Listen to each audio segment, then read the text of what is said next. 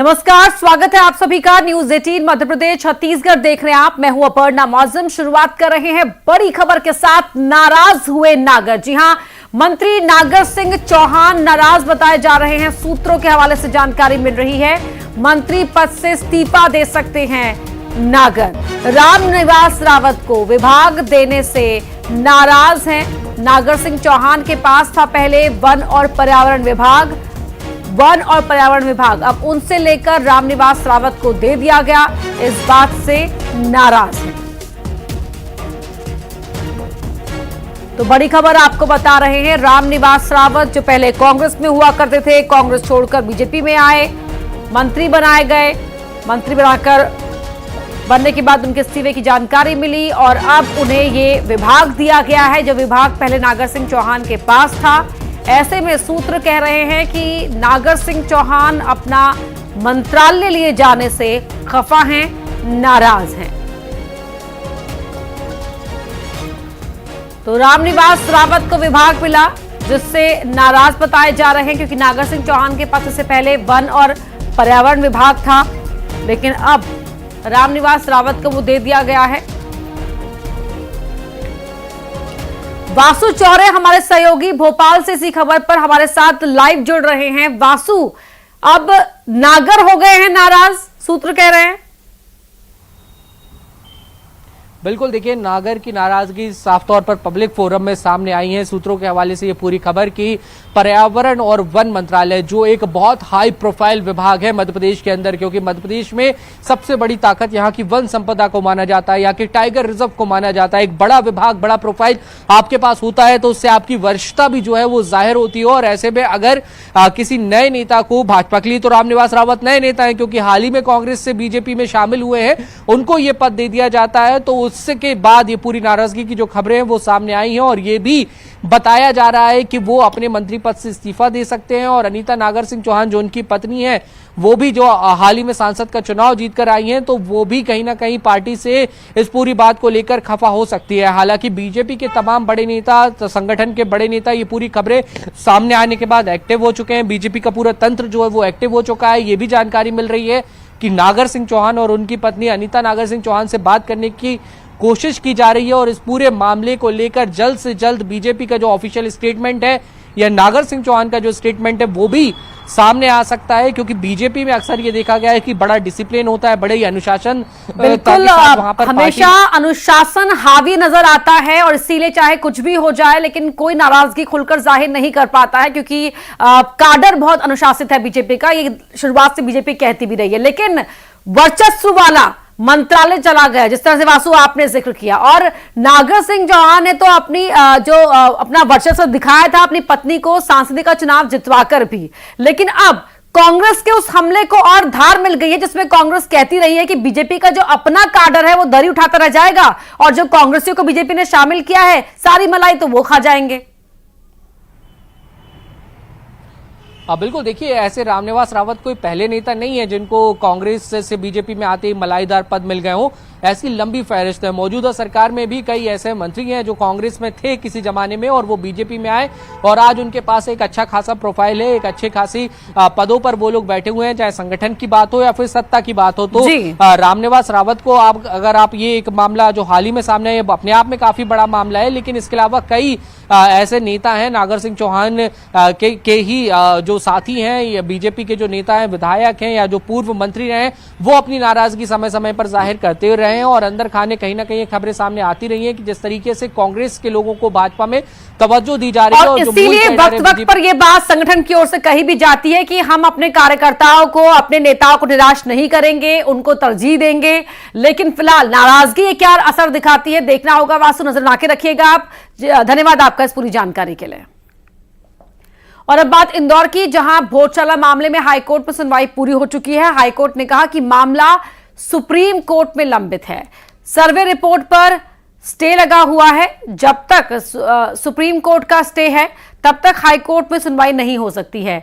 Supreme court में 30 तारीख को सुनवाई हो सकती है।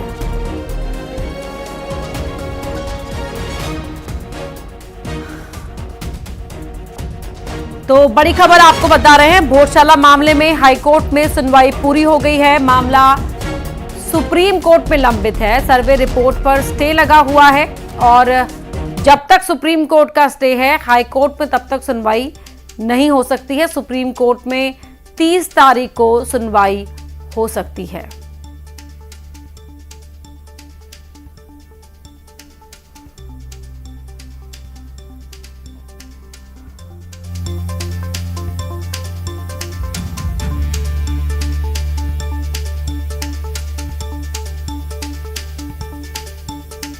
बड़ी खबर आपको बता रहे हैं। हाई कोर्ट का कहना है कि सुप्रीम कोर्ट का स्टे है। सुप्रीम कोर्ट में मामला लंबित है। एएसआई ने अपनी सर्वे रिपोर्ट सुप्रीम कोर्ट में पेश की थी और इसीलिए स्टे लगा हुआ है। हमारे सहयोगी मिथिलेश गुप्ता हमारे साथ जुड़ रहे हैं इंदौर से। मिथिलेश, बताएं, जानकारी दें, हाई कोर्ट की क्या टिप्पणी रही आज की? इस वक्त मैं इंदौर हाई कोर्ट के बाहर ही मौजूद हूं और इंदौर हाई कोर्ट के जो एडवोकेट हैं श्री दुबे इस वक्त हमारे साथ मौजूद हैं। आज क्या कुछ हुआ कोर्ट में, सुनवाई होनी थी? देखिए, आज उच्च न्यायालय खंडपीठ इंदौर के डबल बेंच के समक्ष भूषाला के विषय में सुनवाई निर्धारित थी। इसके मतलब पिटीशन के साथ साथ कुछ 4-5 पिटीशन क्लबों की चल रही है और उसमें जो पक्षकार रिस्पोंडेंट है उनको कॉपी रिसीव नहीं हुई थी एएसआई सर्वे की। तो उनका कहना है कि हमारा भी सेम सब्जेक्ट मैटर है तो हमें कॉपी रिसीव करवाई जाए। तो न्यायालय ने आदेश दिया है कि हमें सभी पक्षों को कॉपी रिसीव कराई जाए। ठीक है। इसके साथ ही मुस्लिम पक्ष की ओर से एक एसएलपी अप्रैल में लगी थी। उनका ऐसा कहना था कि हम वो जो हैं कमाल मौलाना के मुतावली हैं और उन्हें भी इस पिटीशन में रिस्पोंडेंट बनाया जाए। सुप्रीम कोर्ट ने उस वक्त मत दिया था कि आप हाई कोर्ट इंदौर का रुख अपनाइए। आज उन्होंने इंटरव्यून के माध्यम से सुनवाई का प्रयास किया।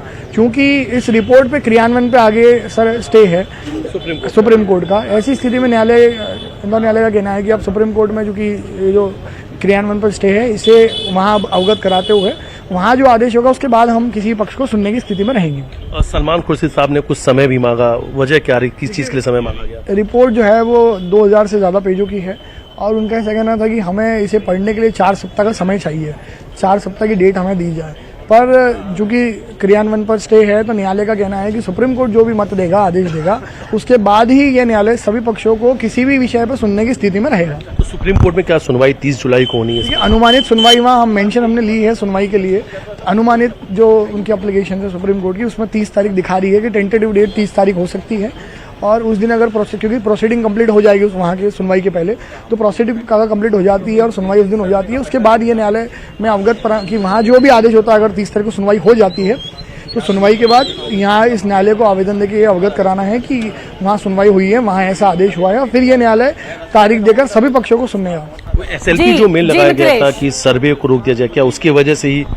देखिए, उसमें जो सर्वे जो रुकने के लिए एसएलपी लगी थी और इस न्यायालय के आदेश को अपास करने के लिए जो मुस्लिम पक्ष ने सुप्रीम कोर्ट का रुख अपनाया था उसमें सर्वे रिपोर्ट पर आगे भारी भरकम सर्वे रिपोर्ट है, इसीलिए उसको पढ़ने के लिए अब पूरा वक्त लिया जा रहा है, उसके बाद ही सुनवाई होगी। मतलब शुक्रिया आपका इस पूरी बातचीत के लिए।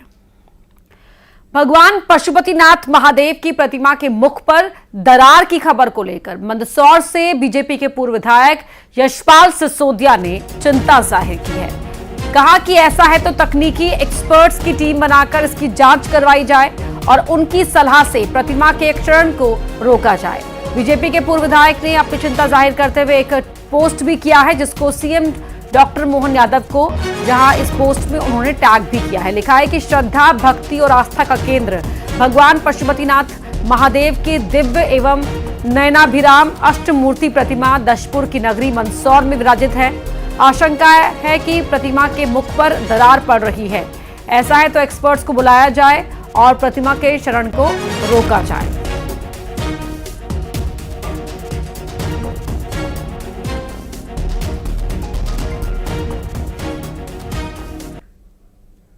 प्रथम सोमवार को जब मुझे सुबह इस बात की जानकारी मिली कि ऊपर के मुख में बड़ी दरारें आना प्रारंभ हो गई है, मैंने माननीय मुख्यमंत्री डॉक्टर मोहन यादव जी को ट्वीट के माध्यम से भारत की सरकार के पुरातत्व मंत्रालय विभाग और मध्य प्रदेश की सरकार से जुड़े पुरातत्व विशेषज्ञों की टीम गठित करने का, और चूंकि इस मंदिर के अध्यक्ष कलेक्टर होते हैं, कलेक्टर मंदसौर श्री दिलीप कुमार यादव जी को भी मैंने एक्स पर इस आशय की जानकारी दी है और आवश्यक कार्रवाई किए जाने के लिए पहल की मैंने प्रार्थना की है। तो यशपाल सिसोदिया बीजेपी के पूर्व विधायक हैं, उनकी बात सुनी आपने। शैलेंद्र भदौरिया हमारे साथ, हमारे सहयोगी लाइव भी जुड़ गए इसी खबर पर। शैलेंद्र, बीजेपी के पूर्व विधायक ने अपनी चिंता जाहिर कर दी है पोस्ट करके और सीएम को टैग भी किया है उस पोस्ट में। बिल्कुल, देखिए चिंता की विषय बहुत गंभीर भी विषय है, क्योंकि जिस तरीके से विश्व प्रसिद्ध पशुपतिनाथ का ये मंदिर है, वो पूरे देश भर से जो भक्त हैं वो यहाँ पर आते हैं। और देखिए आज से ही सावन का महीना शुरू किया हुआ है और आज के दिन ही उन्होंने ये पोस्ट किया है कि जो मूर्ति है उसके मुख पर जो है वो अब एक दरार सी दिखाई दे रही है, मूर्ति का जो है वो क्षरण होना शुरू हो गया। और ऐसे में बहुत आवश्यक हो जाता है कि पुरातत्व विभाग इस मामले में गंभीरता दिखाए और सरकार से उन्होंने मांग की है कि टीम जो है विषय विशेषज्ञों की बनाई जानी चाहिए और वो जो टीम है वो वहाँ पर पशुपतिनाथ मंदिर पहुंचे और पूरे मामले की जांच करें और पता करें कि आखिर क्या कुछ वजह है जिसके चलते मूर्ति में क्षरण हो रहा है। देखिए इसके पहले अगर मैं आपको बता दूं तो महाकाल मंदिर में भी इस तरीके से जो मुख्य प्रतिमा है उसमें क्षरण की बात सामने आई थी। उसके बाद जो विशेषज्ञ की टीम है वो वहां पर पहुंची थी और उसके बारे में पता चला था कि देखिए लगातार जो जल अभिषेक होता है, लोग अलग अलग तरह का जल जो है शिव जी पर चढ़ाते हैं जिसके चलते क्षरण हो रहा है। तो ऐसे में उसके बाद वहां पर प्रतिबंध लगा दिया गया है कि किसी भी तरह के जल से अभिषेक नहीं होगा, बल्कि जो मंदिर प्रबंधन जो ओके टेस्टेड जो जल है, जो प्यूरिफाइड जल है उससे केवल होगा और सारे लोग जो है वो प्रतिमा पर जल नहीं चढ़ा पाएंगे। लेकिन चूंकि पशुपतिनाथ मंदिर पर सभी जो ग्रामीण हो या दूसरे जो भक्त पहुंचते हैं वो जलाभिषेक वगैरह करते हैं, तो ऐसे में हो सकता है कि उसकी वजह से क्षरण हो। तो उसकी उनकी तरफ से जो चिंता जाहिर की गई है, मुख्यमंत्री को भी अवगत कराया गया है, पुरातत्व विभाग की टीम को भी अवगत कराया गया है। निश्चित तौर पर जल्द ही सरकार इस मामले में को संज्ञान में लेगी और देखिए विश्व प्रसिद्ध जो पशुपतिनाथ का मंदिर है उसके क्षरण को रोकने की दिशा में काम भी करेगी। जी बहुत शुक्रिया आपका शैलेंद्र भदौरिया इस पूरी जानकारी के लिए। और देखना ये होगा क्या कदम और कितनी जल्दी कदम उठाए जाते हैं। आज बात उस 58 साल पुराने फैसले की जिस पर प्रतिबंध को केंद्र की मोदी सरकार ने हटा लिया है। हम बात कर रहे हैं राष्ट्रीय स्वयंसेवक संघ यानी कि आरएसएस के कार्यक्रम में सरकारी कर्मचारियों के शामिल होने पर लगे प्रतिबंध को। दरअसल राष्ट्रीय स्वयंसेवक संघ यानी कि आरएसएस को लेकर केंद्र की मोदी सरकार का यह बड़ा फैसला आया है। डिपार्टमेंट ऑफ पर्सनल और ट्रेनिंग ने एक आदेश जारी करते हुए सरकारी कर्मचारियों के आरएसएस की तमाम गतिविधियों में शामिल होने पर लगा हुआ प्रतिबंध हटा लिया है। जानकारी के मुताबिक पूर्व की केंद्र सरकार ने 1966, 1970 और 1980 के उन आदेशों में संशोधन किया है जिनमें कुछ अन्य संस्थाओं के साथ साथ आरएसएस की शाखाओं और अन्य गतिविधियों में शामिल होने पर सरकारी कर्मचारियों पर कड़े दंडात्मक प्रावधान लागू किए गए थे। पिछली कांग्रेस सरकारों ने समय समय पर सरकारी कर्मचारियों पर आरएसएस के कार्यक्रम में शामिल होने पर रोक लगा दी थी। आरएसएस की गतिविधियों में शामिल होने पर कर्मचारियों को कड़ी सजा देने तक का प्रावधान लागू किया गया था, लेकिन अब ये हटा लिया गया है।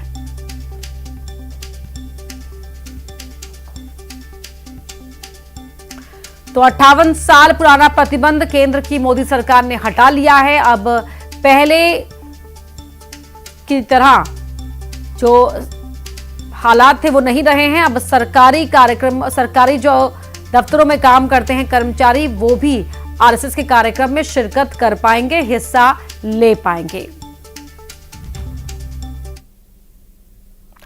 केंद्र सरकार के फैसले पर सियासत गर्मा गई है। आरएसएस से प्रतिबंध हटाने पर बोले हैं पीसी शर्मा। पूर्व मंत्री पीसी शर्मा ने फैसले पर सवाल उठाए हैं। आरएसएस की टीचिंग कर्मचारियों को पढ़ाने का जरिया है फैसला। कर्मचारी खुद समझदार हैं, वो खुद फैसले से दूर रहेंगे। कर्मचारी खुद आरएसएस के कार्यक्रम में शामिल नहीं होंगे। सरकारें आती जाती रहती हैं लेकिन कर्मचारी वहीं रहते हैं।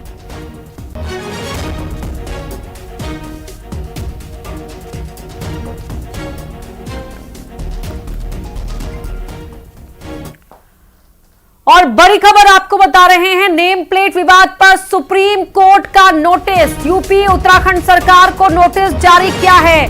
नेम प्लेट विवाद पर सुप्रीम कोर्ट की टिप्पणी, शाकाहारी खाना मुहैया कराना मकसद है। कांवड़ियों को याचिकाकर्ता ने आदेश को भेदभाव वाला बताया है। तो नेम प्लेट विवाद जो उत्तर प्रदेश में शुरू हुआ था, वहां पर प्रशासन की ओर से तमाम दुकानदारों को, ठेले पर सब्जी फल बेचने वालों को कहा गया कि वो नाम लिखें। और शंकर आनंद जुड़ गए। शंकर आनंद, जानकारी दे पूरी।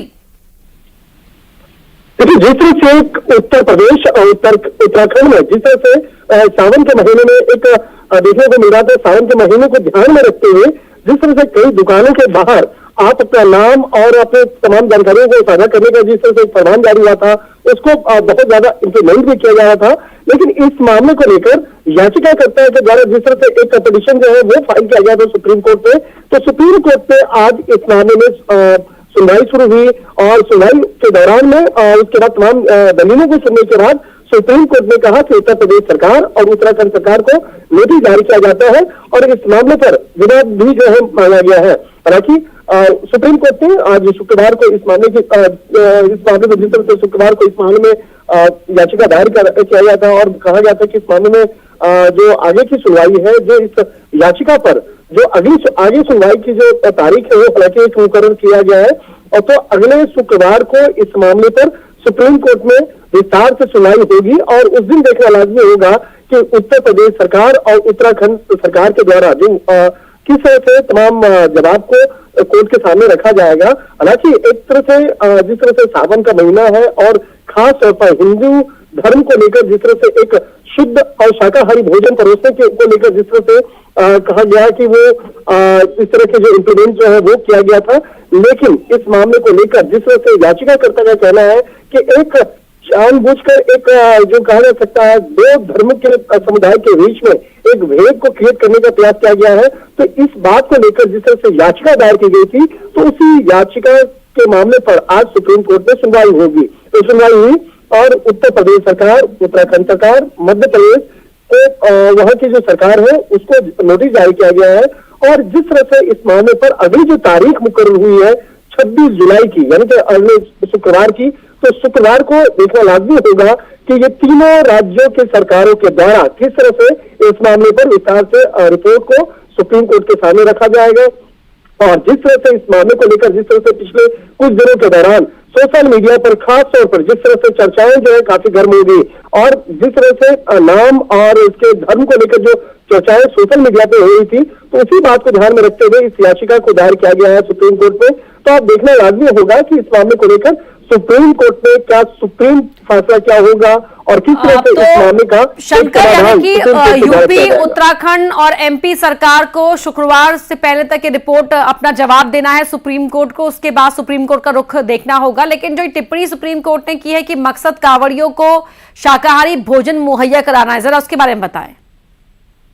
देखिए, जिस तरह से जो नाम की बात ये हो रही थी कि जैसे एक आम बोलचाल की भाषा में मैं इसे बता सकता हूँ, जैसे जो लोग हैं जो सावन की यात्रा में दिल्ली से और दिल्ली के आसपास हरियाणा से लोग जाते हैं, उत्तराखंड में जल चढ़ाने के लिए जाते हैं, जल वहां से लाने के लिए जाते हैं, लेकिन होटल में अब वहां पर कहीं ऐसा ना हो कि वहां पे उन्हें शुद्ध तौर पर भोजन ना मिले। जो भोजन को लेकर जिस तरह से एक ये था कि शुद्ध शाकाहारी भोजन होना चाहिए, उपलब्ध होना चाहिए, तो इस बात को लेकर जो नाम और जो धर्म से संबंधित जो चीजें हैं जिस तरह से लिखे जाने की जानकारी देने की बात कही गई थी और इस बात को लेकर जिस तरह से मामला जो काफी चर्चा के केंद्र में आया था, तो इस बात को लेकर ही ये याचिका दायर की गई कि यहाँ पर कहीं ऐसा तो नहीं है कि एक दो धर्म संप्रदाय के बीच में एक भेद करने का प्रयास पैदा करने का प्रयास हो। शंकर, लेकिन तब तक क्या जो फैसला लिया गया है वो फैसला बरकरार रहेगा या उस फैसले पर भी रोक लगा दी गई है? अभी फिलहाल फैसले पर रोक कुछ नहीं लगा है। इस मामले पर जब 26 जुलाई यानी शुक्रवार को जब सुनवाई होगी तो उस दिन तमाम दलीलों को विस्तार से रखा जाएगा और खास तौर पर उत्तर प्रदेश सरकार, उत्तराखंड सरकार और मध्य प्रदेश सरकार के द्वारा इस मामले पर पहले रिपोर्ट जारी की जाएगी, उनके द्वारा बताया जाएगा। उसके बाद कोर्ट निर्णय करेगा कि आगे क्या करना है, क्या इस फैसले पर रोक लगाना है या नहीं लगाना है या अगली तारीख तक इस मामले को लेकर आगे मामला जाना है।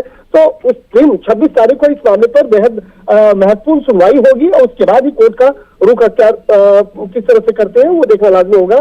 फिलहाल अभी कोई भी इस मामले पर रोक नहीं लगी है और फिलहाल इस मामले पर जो अब थोड़ी देर के बाद एक जो लिखित तौर पर जो जानकारी है जब वो सामने आ जाएगा तो उसके बाद हम देखिए एक और महत्वपूर्ण जानकारी मैं दे रहा हूँ। सुप्रीम कोर्ट ने उत्तर प्रदेश सरकार और उत्तराखंड सरकार के आदेश पर अंतरिम रोक जो है वो लगाई है, जिन्होंने कांवड़ यात्रा के दौरान पड़ने वाले फल विक्रेताओं और ढाबों के नाम का उजागर करने पर रोक लगा दी है। देखिए नहीं किया जाएगा, किसी के खिलाफ कार्रवाई नहीं की जाएगी। तो एक बड़ी जीत याचिकाकर्ताओं को मिली, क्योंकि कोर्ट ने उन्हें इंटरिम रिलीफ दे दिया है कि इस तरीके की कोई भी कार्रवाई तब तक नहीं होगी जब तक अगली सुनवाई नहीं होगी। और सरकार, तीनों राज्य सरकार, क्योंकि 3 राज्य सरकारों में बात की गई, कहा गया कि पहले ये मुजफ्फरनगर से शुरू किया गया, उसके बाद पूरे यूपी में करने की बात की गई, उसके बाद उत्तराखंड से इस तरीके की बात आई, मध्य प्रदेश के उज्जैन में इस तरीके की बात आई, तो तीनों राज्य सरकारों को नोटिस भी जारी किया है।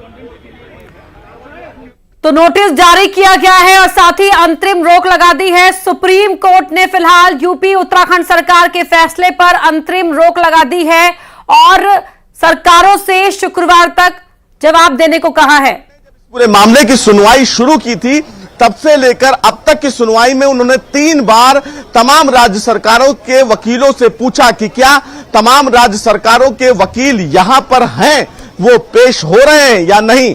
जब 3 बार लगातार सुप्रीम कोर्ट ने पूछा और कोई भी राज्य सरकार का वकील इस पूरे मामले में पेश नहीं हुआ, तो सुप्रीम कोर्ट ने इस पूरे मामले पर अंतरिम रोक लगाते हुए यह कहा कि यह फैसला तब तक निष्प्रभावी रहेगा जब तक तमाम राज्य सरकारें इस पूरे मामले में अपने पक्ष को सुप्रीम कोर्ट के समक्ष नहीं रखती हैं। सुप्रीम कोर्ट ने यह भी आदेश दिया है कि प्रशासन का कोई भी अधिकारी किसी भी दुकानदार को फोर्सफुली नेम प्लेट पर उनका नाम उजागर करने के लिए कोई आदेश जारी नहीं कर सकता है।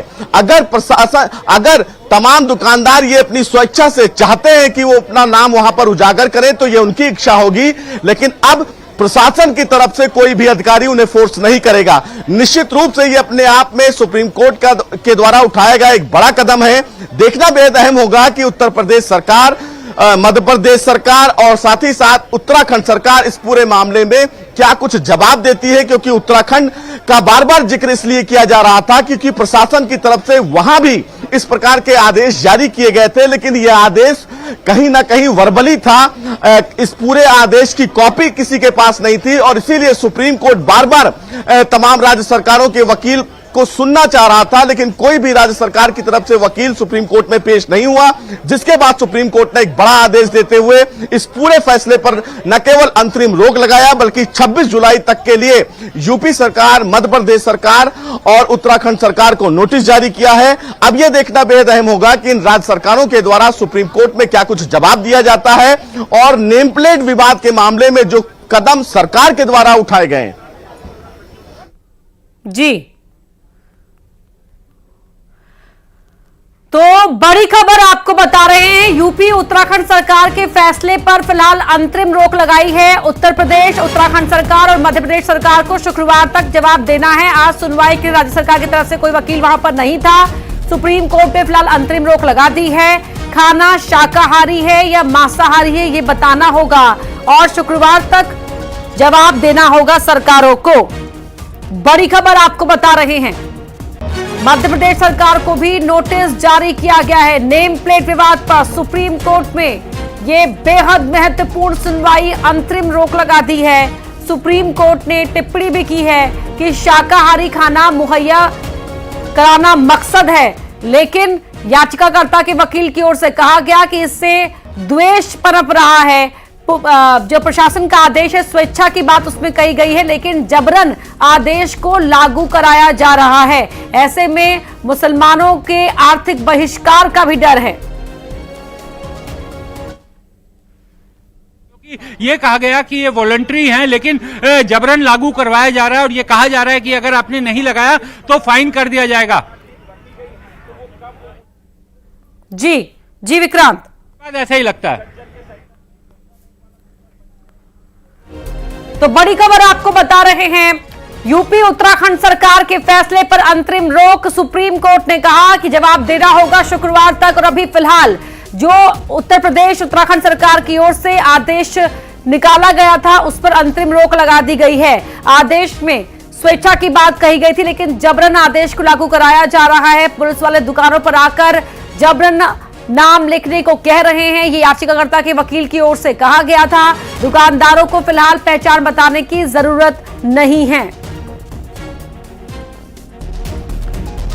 बड़ी खबर आपको बता रहे हैं, जवाब जब तक नहीं आएगा शुक्रवार तक, तब तक जबरन नाम लिखवाने पर सुप्रीम कोर्ट ने रोक लगा दी है। एमपी सरकार को भी नोटिस जारी किया है। योगी सरकार उत्तर प्रदेश की और साथ ही उत्तराखंड की धामी सरकार को भी सुप्रीम कोर्ट के अंदर जवाब देना होगा। कांवड़ यात्रा शुरू हो गई है।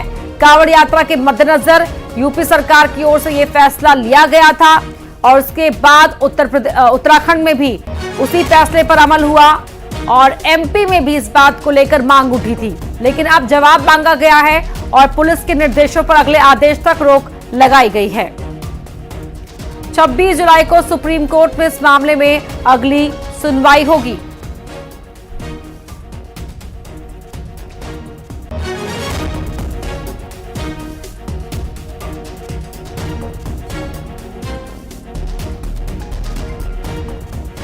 बड़ी खबर आपको बता रहे हैं,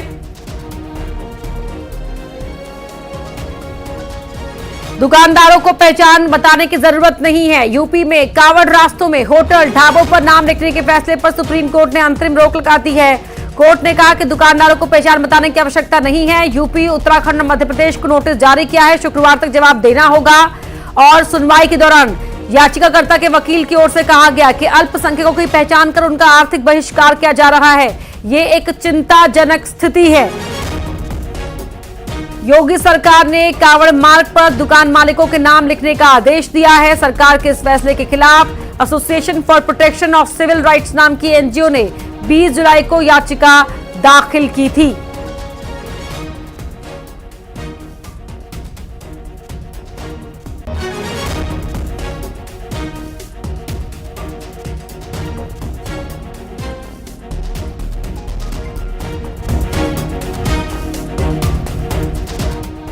बड़ा सवाल इस मामले में है कि अगर जो 3 याचिकाएं आज सुप्रीम कोर्ट में थी, एनजीओ की जो याचिका थी, एक महुआ मोइत्रा की याचिका थी और जो प्रोफेसर अशोक की थी, उन तीनों याचिकाओं में जो 3 बड़े वकील थे, अभिषेक मनु सिंघवी, उजैफा अहमदी और सीयू सिंह, ये तीनों वकील फिलहाल खड़े रहे कोर्ट में और इसी बाबत सुप्रीम कोर्ट बार बार स्टेट के वकीलों को कॉल करता रहा कि कौन स्टेट की तरफ से अपीयर हो रहा है, लेकिन तीनों राज्य सरकारों की तरफ से सुप्रीम कोर्ट में कोई भी वकील नहीं मौजूद हुआ और जब ये चीजें नहीं सामने आ पाई तो शायद सुप्रीम कोर्ट को लगा कि इस पूरे मामले पर, इस पूरे फैसले पर अंतरिम रोक लगाना ही बेहतर होगा। अगर तीनों राज्यों की तरफ से कोई वकील सुप्रीम कोर्ट में पेश हो सकता था तो शायद ये मामला नोटिस तक रहता, लेकिन जिस तरह से रवैया आज राज्य सरकारों के वकीलों का दिखा, उसको लेकर सुप्रीम कोर्ट ने कहीं ना कहीं इस पूरे आदेश पर रोक लगाई। सबसे महत्वपूर्ण बात कि जब इस पूरे मामले में सुनवाई चल रही थी तो इस पूरी सुनवाई में 3 महत्वपूर्ण बातें कही गई कि जो फैसला लिया गया वो फैसला फिलहाल एक तरफा है। दूसरा कि कई सैकड़ों ऐसे लोग हैं जिनकी आजीविका पर एक बड़ा झटका लग सकता है जिस तरह का फैसला लिया गया है। तीसरा कि संविधान। और सीधे रुख करेंगे, संवाददाता शैलेंद्र भदौरिया जुड़ गए हैं। शैलेंद्र, नेम प्लेट विवाद अब मामला गर्माता जा रहा है, सुप्रीम कोर्ट ने बड़ा फैसला दिया है। शैलेंद्र। बिल्कुल बिल्कुल आपने ठीक कहा। जिस तरीके से मध्य प्रदेश के उज्जैन की अगर मैं बात करूं तो निगम की तरफ से एक निर्देश भी जारी किए गए थे। सभी दुकानदारों को ये बात कही गई थी कि अपने अपने जो दुकान है, ये प्रतिष्ठान है, उसके सामने अपना नाम अंकित करना होगा। और जिस तरीके से मध्य प्रदेश बीजेपी के मंत्री, माफ कीजिएगा, विधायक ने जो है वो इस बाबत पत्र भी मध्य प्रदेश सरकार को लिखा था और कहा था कि सभी दुकानों पर न केवल उज्जैन में बल्कि मध्य प्रदेश के सभी धार्मिक स्थल हो या पर्यटन स्थल हो, ऐसे पर्यटन स्थलों पर जो भी दुकान प्रतिष्ठान संचालित हो रहे हैं उन पर नाम उल्लेखित होना चाहिए। ये मांग जो है वो सरकार से की थी, लेकिन उज्जैन कमिश्नर की तरफ से तो बाकायदा एक आदेश भी जारी किया गया था। तो उसके बाद अब देखिए सुप्रीम कोर्ट में तमाम ये जो याचिकाएं लगी थी उनकी सुनवाई करते हुए सुप्रीम कोर्ट ने जो एक अपना जो फैसला सुनाया है और निश्चित तौर पर देखिए मध्य प्रदेश सरकार को भी नोटिस जारी किया है और पूछा है कि आखिर किस नियम के तहत आपने ये निर्देश जारी किए। तो मध्य प्रदेश सरकार को तो झटका है ही है, उन विधायक और तमाम जो नेताओं को भी झटका है जो लगातार इस बात की मांग कर रहे थे कि जो नेम प्लेट है बाहर जो उन पर नाम लिखे जाने चाहिए कि किस की दुकान है, किस नाम से दुकान है, कौन इसका प्रोप्राइटर है। तो देखिए लगातार कांग्रेस भी इस बात का लगातार विरोध कर रही थी और जिस तरीके से लगातार वो कह रहे थे कि सामाजिक समरसता को बिगाड़ने का काम जो है वो इस तरह के जो नियम लाने की बात हो रही है। हालांकि प्रदेश अध्यक्ष वी डी शर्मा से जब कल मेरी शाम को बात हुई थी उन्होंने साफ तौर पर कहा था कि सरकार ने किसी तरह का कोई आदेश नहीं निकाला है, बल्कि विधायक की तरफ से मांग की गई है। सरकार इस पर विचार कर रही है और यदि अगर संभव होगा तो निर्णय लिया जाएगा और यदि सहमति नहीं होगी तो निर्णय नहीं लिया जाएगा। लेकिन जिस तरीके से उत्तराखंड हो या फिर उत्तर प्रदेश हो, यहाँ पर ये निर्देश जो जारी किए गए थे उसके बाद उसी तर्ज पर मध्य प्रदेश में भी इस तरह के नियम लागू करने की बात जो है वो कही जा रही थी। लेकिन अब एक बड़ा झटका उस तरह के नियमों को लग गया है, जिस तरीके से सुप्रीम कोर्ट ने अपना जो फैसला है वो सुनाया है। जी बिल्कुल, हालांकि पहले भी कई सारे ऐसे विवाद सामने आ चुके थे शैलेंद्र, जब नाम कुछ और होता था और शुद्ध शाकाहारी दिए जाने का दावा किया जाता था तो जाति के नाम पर यह माना जाता था कि आखिरकार ये शुद्ध कैसे दे सकते हैं। कांवड़ियों को लेकर खासतौर पर यह मुद्दा उठा था और ये मुद्दा इतना ज्यादा गर्मा गया कि देश के कई राज्यों में इस नेम प्लेट विवाद को लेकर जंग सी छिड़ गई थी, सत्ता पार्टियों में भी। अब सुप्रीम कोर्ट ने बड़ा फैसला दिया है। यह भी कहा जा रहा है कि जो गरीब तबके के हैं, जो छोटी रेहड़ी लगाते हैं, दुकान चलाते हैं, जाहिर सी बात है अगर इस तरीके से नेम प्लेट लगाने वाला सिलसिला चलेगा तो कहीं ना कहीं उनका जो आर्थिक एक